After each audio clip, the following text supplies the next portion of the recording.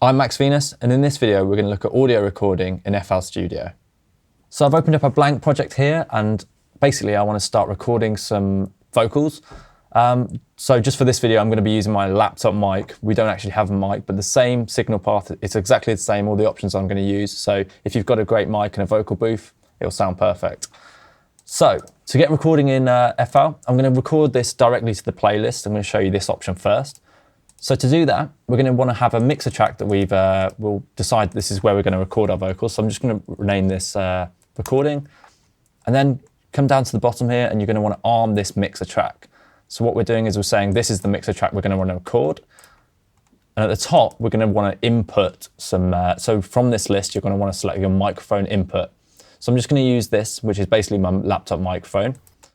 So you can see now, I'm getting a signal in there. So I'm just going to mute the master because I haven't got my headphones on, but technically if you had your headphones on, you could listen to yourself. So now, if I come up to the record button, I can select that. You can right click it and you can see what things we're going to be recording here. So we could have the automation and notes recording. If I was playing piano at the same time, that would record the notes from that piano. And I've also got the audio selected there. Okay, so now I'm just going to hit record and just record a little test here. Just turn on that. I'm going to mute myself on the master and hit play. So I get a 3, 2, 1. Testing, testing, testing, testing the record. Okay, and I'm going to hit stop. So we can see now it's recorded directly into the playlist here. So I'm just going to play that back. Just going to mute this channel where I'm recording, otherwise you'd hear me. I'm going to turn off record. Testing, testing, testing, testing the record. Okay, so we can see now that I've recorded in off my laptop microphone. So you might be working on a vocal and you need to do some overdubbing or loop the recording. If you're doing phrases, you're maybe recording chorus and you need to get that perfect take, and you can combine different takes to create that perfect take. So to do something like that is you'd want to select the area of the song where you're recording. So I'm going to use this the select function here and just highlight an area on the playlist. This could be anywhere in your track where you're wanting to record. So I'm going to come up here and select loop recording in this option here. So what that's going to do is it's going to keep looping around and keep recording, and basically it will mute each take as I go, but enabling me to record a fresh one every time it loops around. So I'm just going to demo that for you. Testing, take 1, testing, take 1. I'm testing, take 2, testing, take 2. Testing, take 3, testing, take 3. Okay, I'm just going to hit stop and record. So by default, the loop record actually mutes the tracks as it goes, so you don't hear them back as you're recording. So I'm going to unmute those tracks now, and now we can listen to them back.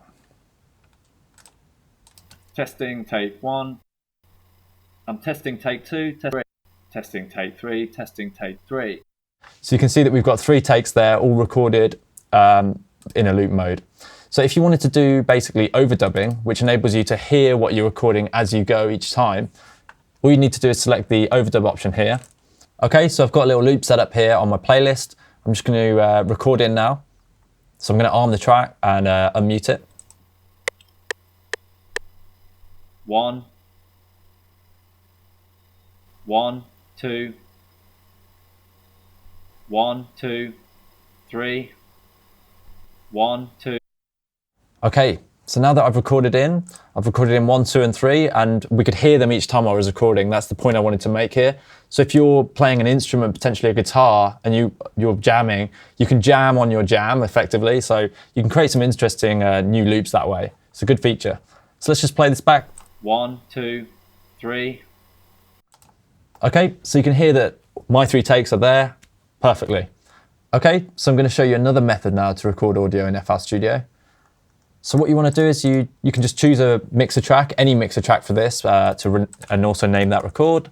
Obviously come in and select your input. I'm just going to select my laptop microphone here.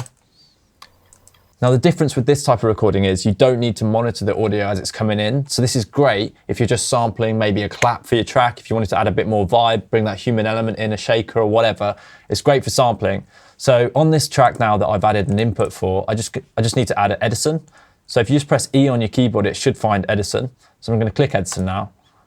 Okay, So now Edison's loaded here, we've got the option to record. So you'll see this little drop down. You can have it record on now as soon as I press record, on input. So Edison basically waits for an input to trigger the record, or you can have it on play, which is great for if you're recording into your track at specific time, and you can then put your play marker in on the playlist and have it on play, and it will record as soon as you press play, basically. So I'm just going to use on input for this demo here. So you can see it's started as soon as I've started speaking, and it's triggered the record, basically. So that's recorded that audio. I can then stop that.